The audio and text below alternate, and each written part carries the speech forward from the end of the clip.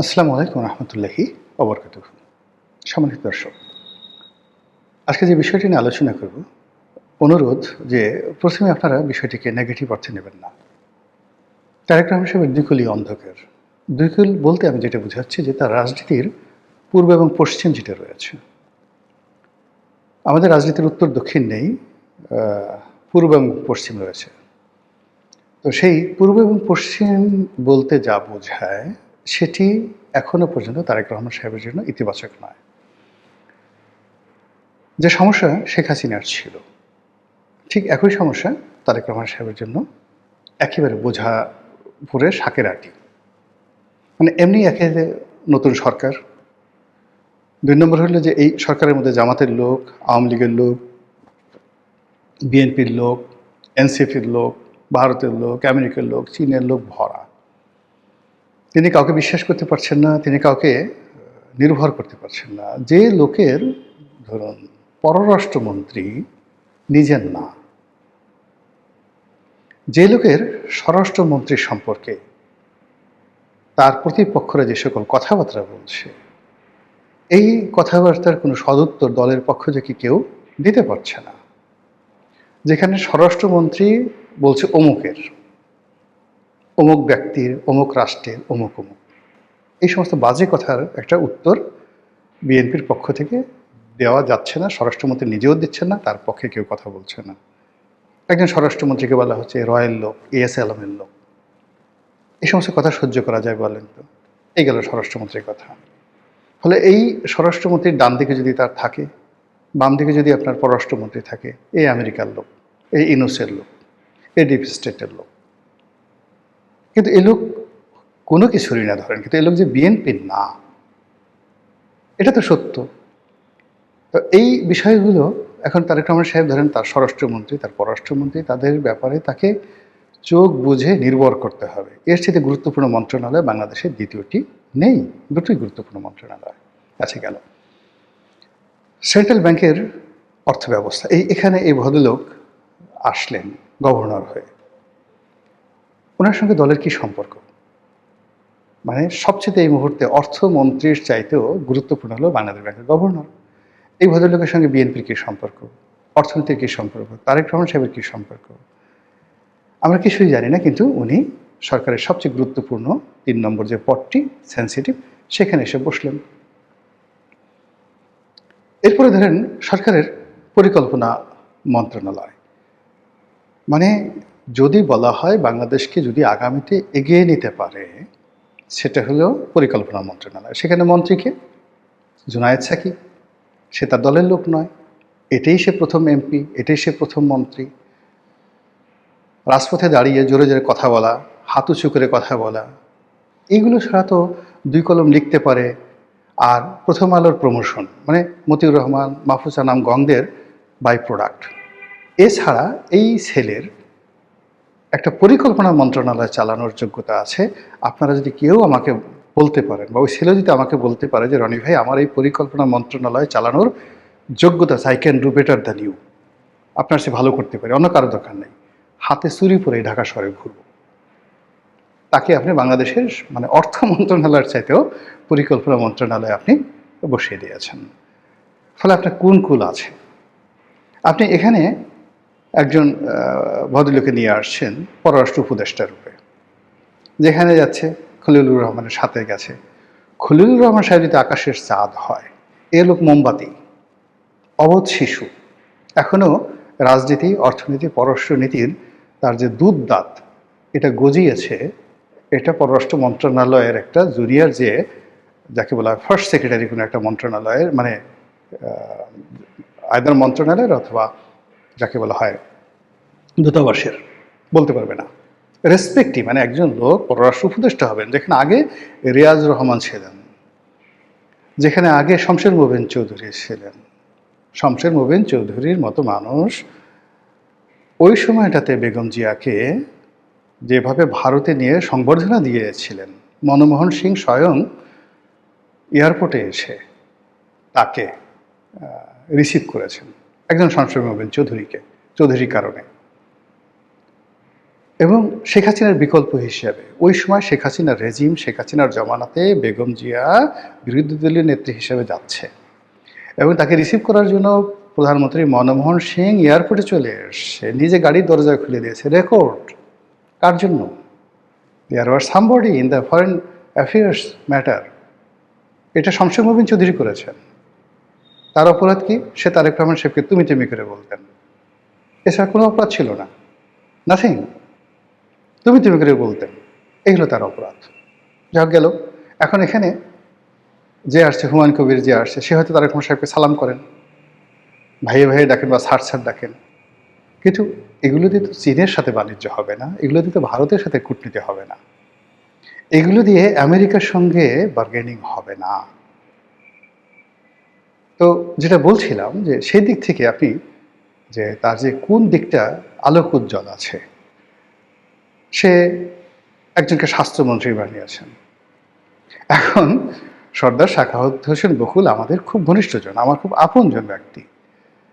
তিনি he is a political master, just like political master. কিন্তু মানে তাকে সাহায্য করার জন্য যে একটা গ্রুপ দরকার পলিটিক্যাল মাস্টার হিসেবে, এই পদগুলোতে যে ধরনের ধরেন ডক্টর রুহুল হক ছিলেন, ডক্টর আব্দুল মতিন ছিলেন, বিএনপির জমানাতে, আওয়ামী লীগ জমানাতে ডক্টর রুহুল হক ছিলেন, তারা যেভাবে এই মন্ত্রণালয়টা চালাতে পারতেন। নাসিম সাহেবরা কী করেছেন? নাসিম সাহেব দুর্নীতির স্বর্গরাজ্য তৈরি করে ফেলেছেন। এরপরে এখানে এই যে জাহিদ মালিক আসছে, দুর্নীতির বিশ্ব রেকর্ড করে ফেলেছেন। যখন এখানে রুহুল হকের বিরুদ্ধে দুর্নীতির অভিযোগ আছে, but there is a limited. কিন্তু আপনি দেখেন এই যে ডক্টর সামন্তলাল সেনকে শেখ হাসিনা শেষ পর্যায়ে দিয়েছেন, ইট ওয়াজ ওয়াইডলি প্রশংসিত এবং এখন সব বাংলাদেশের মানুষ সবাই বলে সে বাংলাদেশের সর্বকালের সেরা স্বাস্থ্যমন্ত্রী। কিন্তু ওনার সাথে আমার এমন সম্পর্ক, মানে কি বলবো, সে রুহুল হকের রুমে গিয়ে ঢুকবে, মন্ত্রণালয়ে ঢুকবে, এরকম একটা পার্স তার ছিল না। সে এসে সামন্তলাল এসে দেখি যে ঢাকা মেডিকেলের যে ডিরেক্টর তার রুমে বসে আছে, তার রুমে বসে আছে। উনি দিন, আমি তখন সংসদ সদস্য, আমার ছেলে হাসপাতালে অসুস্থ ছিল ঢাকা মেডিকেলে, আমি সে অনুযায়ী ডিরেক্টর রুমে বসে আছি। তো সে ডিরেক্টর মুস্তাফিজুর রহমান ছিল তখন, ব্রিগেডিয়ার মুস্তাফিজুর রহমান ছিল ডিরেক্টর, যেটা ওষুধ প্রশাসনের পরে ডিজি হয়েছিলেন। তো তাকে বলছে স্যার আমাকে একটু মন্ত্রণালয়ে ঢোকার ব্যবস্থা করে দেন। সে বলে যে আমি কীভাবে ঢুকাবো? তখন আমি সামন্তলালকে নিয়ে গেলাম, শুধু নিয়ে গেলাম না, সামন্তলালও জীবিত, শুধু ওনাকে আমার গাড়িতে নিয়ে গেলাম, মন্ত্রণালয়ে ঢুকালাম এবং ওনাকে সোজা নিয়ে মানে স্বাস্থ্যমন্ত্রী মিটিংয়ে ছিলেন, সে স্বাস্থ্যমন্ত্রীর সামনে, রুহুলকের সামনে নিয়ে বললাম যে আপনি এই ফাইলটা দেখেন, প্রধানমন্ত্রীর ফাইল, এই ফাইলটা আপনি ওকে করে দেন। আর ওই কাজটা যদি 2010 সনে আমি না করতে পারতাম, তাহলে আজকে যে বার্ন ইউনিটটা এটা তৈরি হতো না। এখন এটা সাক্ষী সামন্তলাল। দ্বিতীয় সমস্যা হলো ওই যে ঢাকাতে শেখ হাসিনা বার্ন ইউনিট যেটা হয়েছে, ওখানে এখন যে পরিচালক আছে ডক্টর নাসিরও আমার খুব ঘনিষ্ঠ বন্ধু। তো ডক্টর নাসির ওখানে একটা হলো মামলা দিয়ে বসলো, ওখানে একটা পেট্রোল পাম্প ছিল, পেট্রোল পাম্পের মালিক মামলা দিয়ে বসলো। এই সামন্তলাল সবাই মিলে তারা ওই ডক্টর নাসিরকে দায়িত্ব দিল এই মামলাটা নিষ্পত্তি করার জন্য। ডক্টর নাসির আমার কাছে আসলো, হাইকোর্টে রিট করতে হবে। আমি তখন এই যে পরে আওয়ামী লীগের যে মন্ত্রী হয়েছে সমর রেজাউল করিম, সেই সমর রেজাউল করিমকে বললাম যে ভাই আপনি এই মামলাটা করে দেন। সে মামলাটা করে দিল। সামন্তলালের পক্ষ থেকে তাকে 2 লাখ না 3 লাখ টাকাও দেওয়া হয়েছিল, সে টাকাটা ফেরত 2 লাখ টাকা পয়সায় নেয়নি। তা আজকের এত বড় একটা জিনিস হলো, এখানে যে গোলাম মোল্লা রনি নামক একজন মানুষ আছে, এখানে যে সামন্তলাল আছে, এখানে যে ডাক্তার নাসির আছে। তো ডাক্তার নাসির তো বিএনপির লোক, কিন্তু বিএনপির লোক হওয়া সত্ত্বেও সে সামন্তলালের সঙ্গে তার সম্পর্ক ছিল সবচেয়ে ভালো। তারপরে সে এখন এই বার্ন ইনস্টিটিউটের সে পরিচালক। কিন্তু এই বার্ন ইনস্টিটিউটটা বিল্ডিং করা থেকে শুরু করে এই ডাক্তার নাসিরের যে ভূমিকা, তার যে কর্তৃত্ব, সে না হলে ডাক্তার নাসিরের না হলে এটা হতো না। আবার সেই ডাক্তার নাসিরকে এখান থেকে বদলি করে, সে যখন সবচেয়ে ভালো কাজ করেছে তাকে বদলি করে আওয়ামী লীগের যারা বদমাশগুলো আছে তাকে ফরিদপুরে পাঠিয়ে দিয়েছে, তার চাকরি নিয়ে টানাটানি। তো ওই সময় আমরা তো তাকে সাহায্য করেছি, সহযোগিতা করেছি। তো এইভাবে এই কাজগুলো আসলে যখন একটা মন্ত্রণালয় চলে, সেখানে পলিটিক্যাল কানেক্টিভিটি থাকলে সেখানে ভালো হয়। এখন সর্দার সাখাওয়াত হোসেন বকুল তিনি এই জায়গাটাতে তিনি যে ভালো করবেন, এই ভালো করার জন্য দে আর মাস্ট হ্যাভ রিজন। বিএনপি দীর্ঘদিন এখানে ডক্টর জাহিদ যেভাবে করতে পারতেন, এইভাবে এই মন্ত্রণালয়ে ওনার পক্ষে এই মুহূর্তে সম্ভব না, কিন্তু তিনি প্রচণ্ড দৌড়াদৌড়ি করতেছেন, বক্তব্য দিচ্ছেন, ডেইলি মানে ফাটাকেস্টের মতো ঘুরে বেড়াচ্ছেন, কিন্তু ফলাফল শেষ পর্যন্ত ঘোড়ার ডিম আসবে। এবং যদি দুর্নীতির অভিযোগ এসে যায় আগের মতো, আপনারা আশ্চর্য হতে পারবেন না।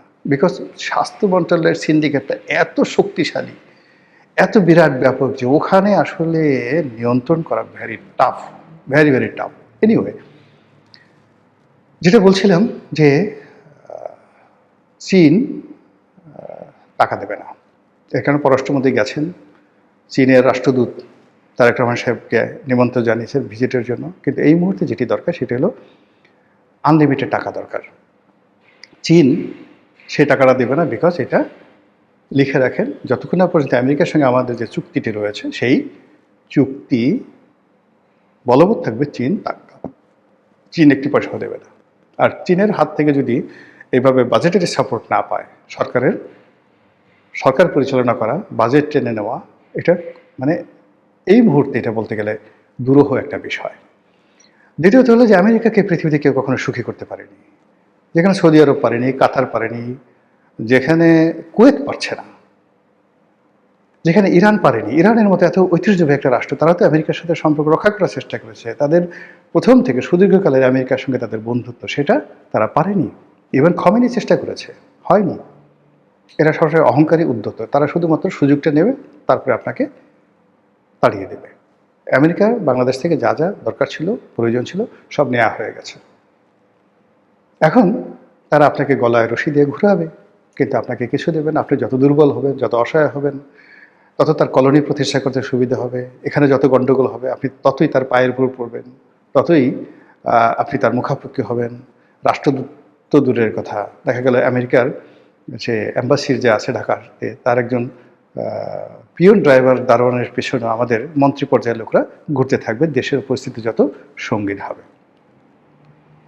5টা বছর একেবারে শেখ হাসিনার মানে সরকারের তো 2008 থেকে যে 14 পর্যন্ত স্বর্ণালীর সময়, সেখানে বৃহত্তর যোগাযোগ মন্ত্রণালয়, রেল, তারপরে যে সেতু বিভাগ, এই সব বিভাগের সংসদীয় কমিটিতে ছিলাম।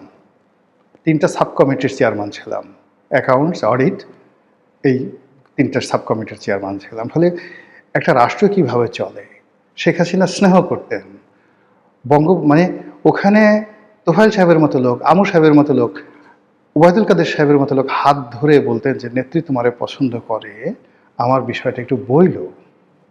ওবায়দুল কাদের জীবিত আছে, অস্বীকার করুক। তোফায়েল ভাই জীবিত আছেন, আমি উভয় জীবিত আছেন।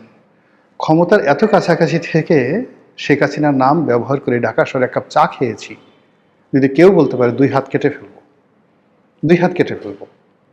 ওই জিনিসগুলো হয়নি। ফলে রাষ্ট্র কিভাবে চলে, ডিজিএফআইরা কি করে, এই জিনিসগুলো তো সিআইএ কি করে, এফবিআই কি করে, র কি করে, এই জিনিসগুলো আমরা যারা রাষ্ট্র পরিচালনার সঙ্গে সম্পৃক্ত ছিলাম, এগুলো আমাদের মুখস্থ। ফলে এই কাজগুলো এখন যেভাবে চলছে, ভালোভাবে চলছে না। সরকারে যারা কর্তা ব্যক্তি আছেন, তারা এই জিনিসগুলো ভালোভাবে চালাতে পারছেন না, পারবেন বলেও মনে হচ্ছে না। মহান আল্লাহ আমাদের সবাইকে হেদায়েত দান করুন এবং হেফাজত করুন। আসসালামু আলাইকুম রহমতুল্লাহি ওয়া বারাকাতুহু।